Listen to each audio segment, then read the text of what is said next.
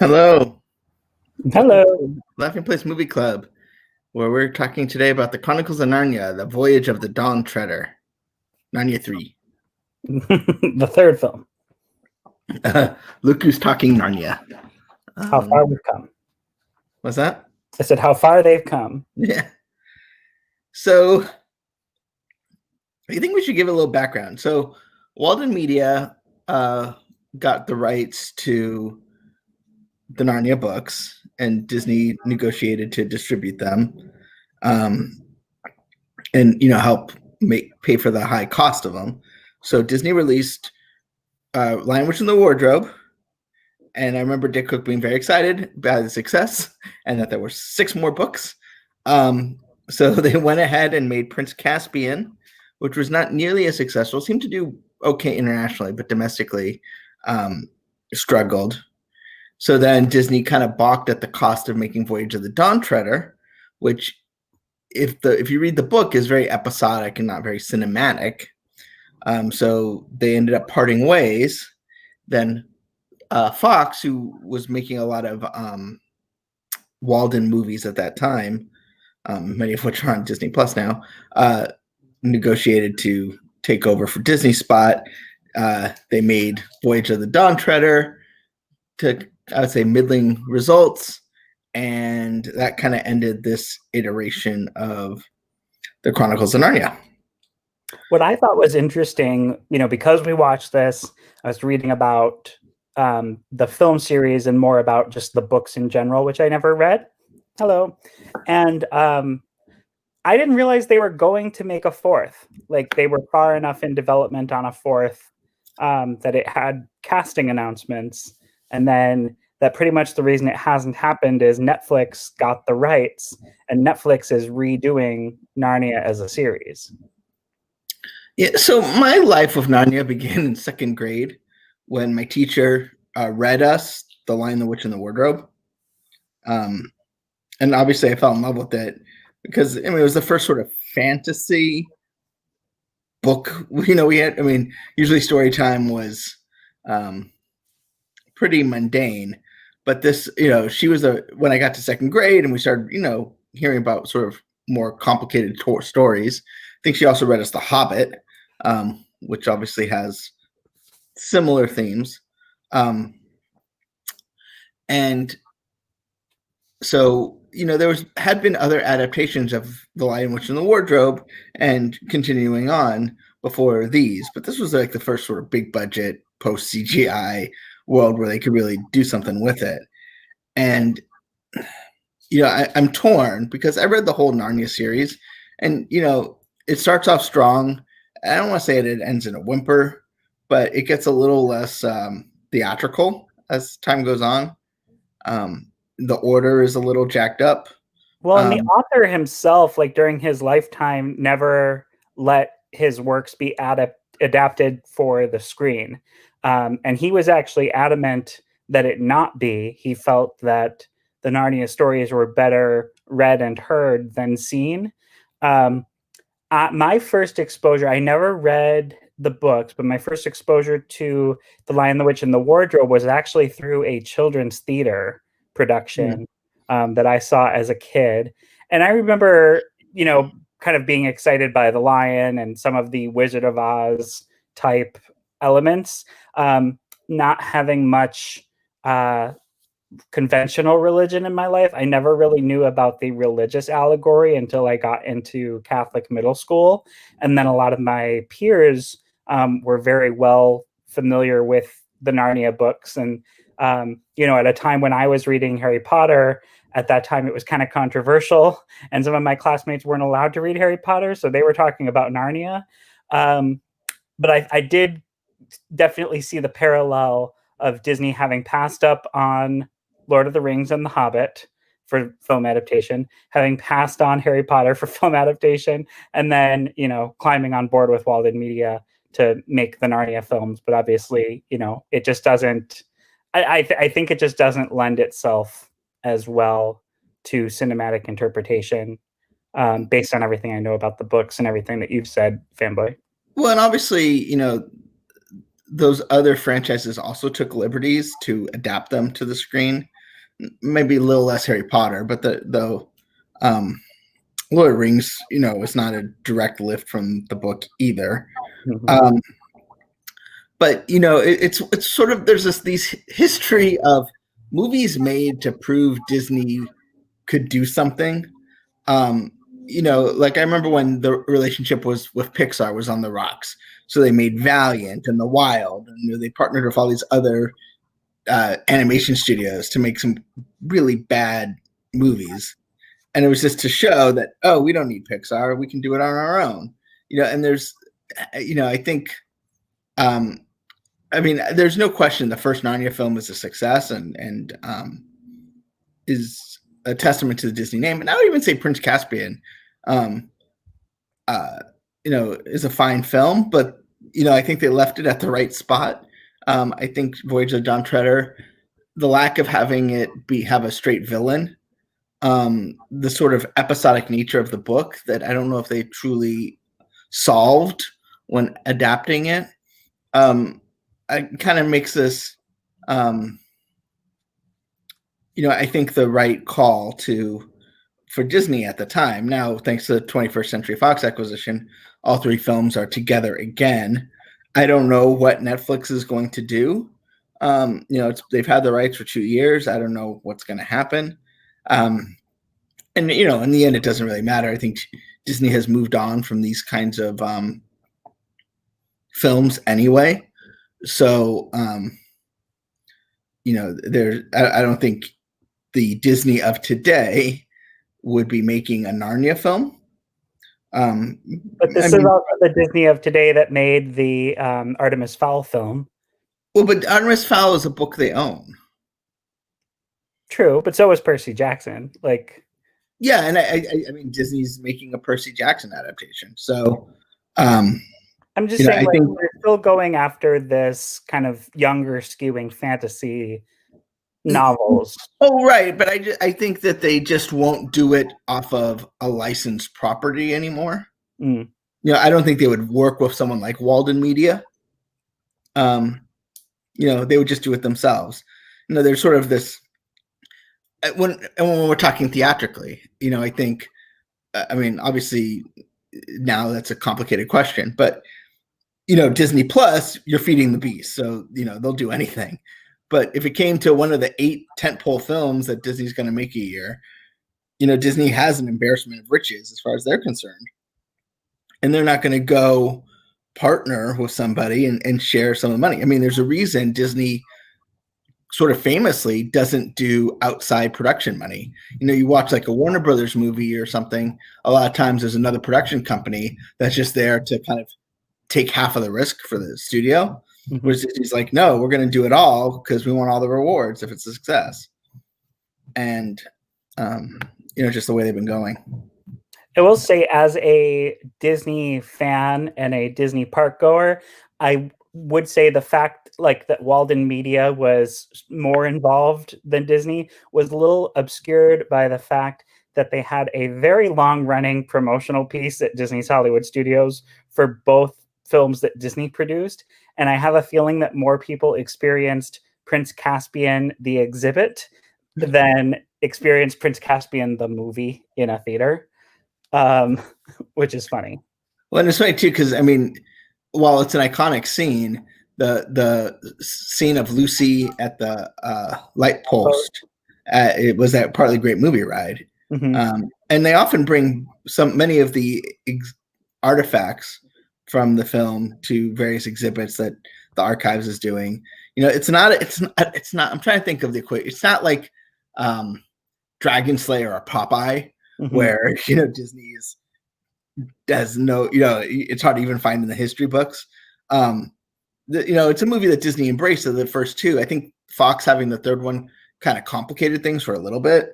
Obviously now that's sort of a moot point, but I think they were very proud of it, especially at the time when it was released. You're talking about where Disney's action adventure brand was basically just Pirates of the Caribbean. Mm-hmm. Nothing else they had really worked until Narnia. Like a G-Force or I can't even think of anything else. But but they now that Disney has Marvel and Star Wars, I think even finding time for things like a Tron follow up, or it just doesn't seem as much of a shoe. The studio is definitely risk averse, at least when it comes to theatrical releases. There's nothing on the slate. Artemis Fowl is probably the riskiest movie they made in a while. Ended up not being released theatrically, probably as a blessing. And it just seems to show they're much better at doing their sort of franchise films than they are at getting outside their comfort zone. Mm-hmm. But I mean, specifically about this film, I just can't get over the fact it's boring. I saw it theatrically. There's no villain. I mean, it's amazing that you can take talking animals, pirates, gold, dragons, and just make it all seem so flat. There's a villain. It's green glowing mist. Yeah, right. I mean, it's Tilda Swinton at will. And I have no problem with the movie being a Christian allegory. Obviously, that's just part of what Narnia is. But this one seems a little bit more heavy-handed with it. Mm-hmm. I mean, and that's not any the filmmaker's fault, or not even anyone's fault, but it just comes across as there's plot points that only make sense with it as an allegory, mm-hmm. but it's not billed as an allegory, so then it just doesn't make sense. Yeah, a whole bit about knowing Aslan as by another name in the real world, unless you think of that as being Christian allegory, it is just confusing. Like, who is Aslan? Like, it opens up all these questions that are irrelevant. Even just Lucy with the page in the spell book that will make her beautiful, and having that envy and jealousy over her older sister's looks, and then having that nightmare where Aslan is basically telling you, like, in lesser words, God made you exactly as you are for a reason. Don't want to change that. It is very on the nose with its messaging, for sure. Justin says that he's rather sad that Disney never finished Narnia. They had their own Lord of the Rings, Harry Potter, and gave up after number 2.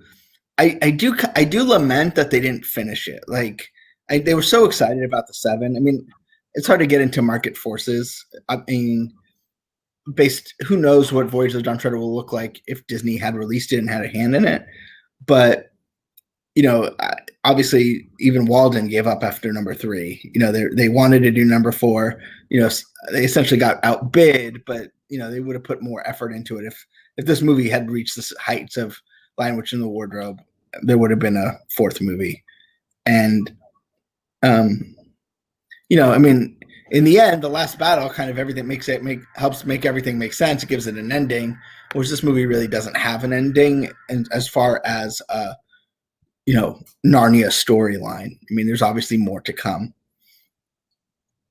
Yeah, I mean, I think one of the things that's kind of confusing from a standpoint of how do you make the rest of them as films is what order do you go in? Because C.S. Lewis, like, the Narnia chronological timeline differs from the publication timeline, which I think is interesting. Also, casting wise, the boy that they got to play Eustace, I mean, I would never speak ill of a child actor, but I don't feel like he had the charisma to necessarily take on 3 more Narnia stories that are Eustace centric going forward. It's funny you mention that, because I looked him up, because he was he's still active. Yeah, he's very active. I IMDb'd him last night, and he's still going strong. Like, he's got a great career. I'm just saying, the character as written, or at least portrayed in Voyage of the Dawn Treader, it was like the kids to me in High School Musical 3 that were intended to carry that franchise on. I didn't want to see anything else with them, with those characters, and that's how I kind of felt about Eustace, just as someone who's never read the books watching this version of the movie. Yeah, well, and what's interesting is, that's why it almost made more sense to end it after number 2, was because then it's the story of the 4 main kids, and it wraps up that storyline. They sort of pass on the generation after this, which is almost like it was like they gave someone budget credit for not having to bring in the stars anymore, but you could tell that the writers wanted to have classic characters. They brought, the two older siblings in just to have them there. They keep bringing in the witch, Tilda Swinton, just to tie up, build that connection there, which isn't necessarily in the book. And well, and I would say one of the problems with Narnia as a film series, which would be the same problems if they adapted the L. Frank Baum Oz books, as going much deeper into them, is that every time you visit it, it feels very, very different. Every time Dorothy goes back to Oz, or every time another character or storyline takes place in Oz, you see a different corner of Oz than you've ever seen before. Sometimes you never even, get back to the familiar items that you're used to. So coming from Lion, the Witch, and the Wardrobe, that version of Narnia feels very different from Prince Caspian, which feels very different from Voyage of the Dawn Treader. And I almost feel like, as an audience, like with Pandora, like you want to see the things you're at least familiar with a little bit. And with the Narnia film series, you don't get any of that familiarity. Even right, and that's part of the storyline in the book, right? Is that Narnia changes at a different space-time rate. Right, they're missing like 1,000 years right every time, which is also, I think, weird. That because my understanding is the books, Prince Caspian in Voyage of the Dawn Treader is much older than Prince Caspian in Prince Caspian, and here he's like 3 years older. The amount of time between making the films. Yeah, well, because you got Ben Barnes, you're gonna use Ben Barnes. Justin brings up, yes, they could still do Magician's Nephew and Horse and His Boy, because they take place at a different time period. But I don't know that they have. I think this franchise is, in this iteration, has burned it out. If they start over, they're going to start over.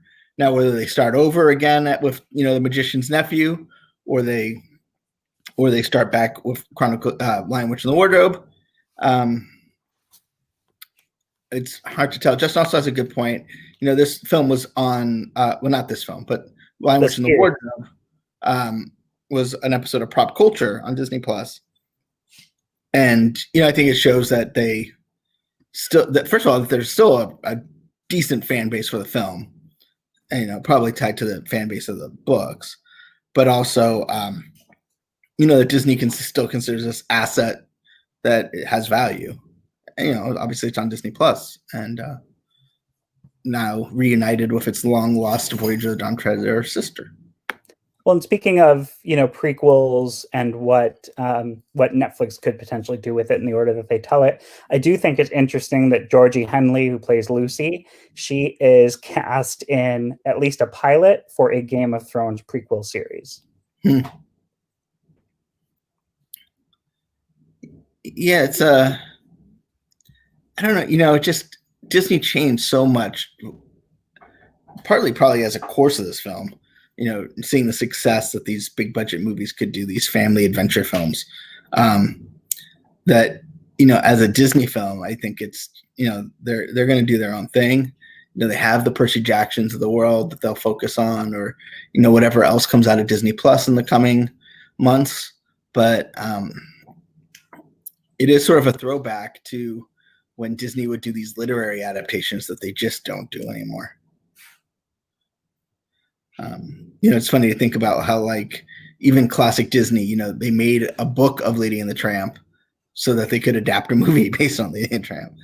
And although they are still, at least in the Disney Plus era, they've made a couple of movies within the past year based on books, including Timmy Failure, which comes from Disney Hyperion Press, and Stargirl, which was, a really popular young adult novel from the 90s. Yeah, and I think that's where you're going to see these kinds of things. We've always talked about how Disney Plus can bring back movies that wouldn't be successful as movies, just theatrically, as habits changed.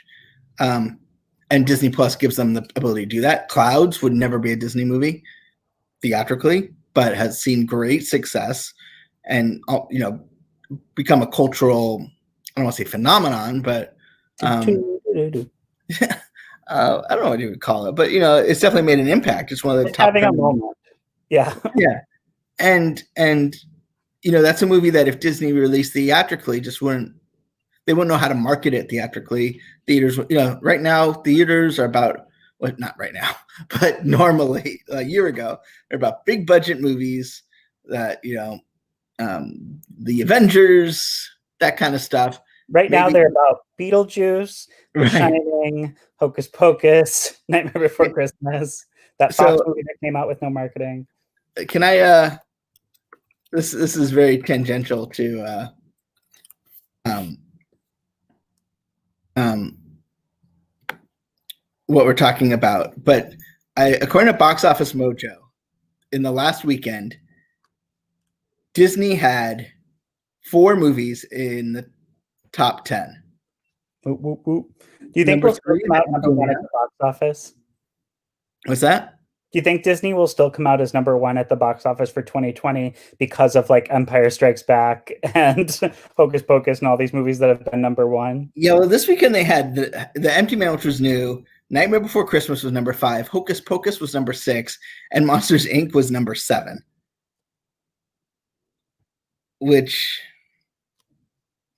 IMDb hasn't combined 20th Century Studios with Walt Disney Studios, so it's hard to look at it as a studio level, at least on their site. But yeah, I mean, it's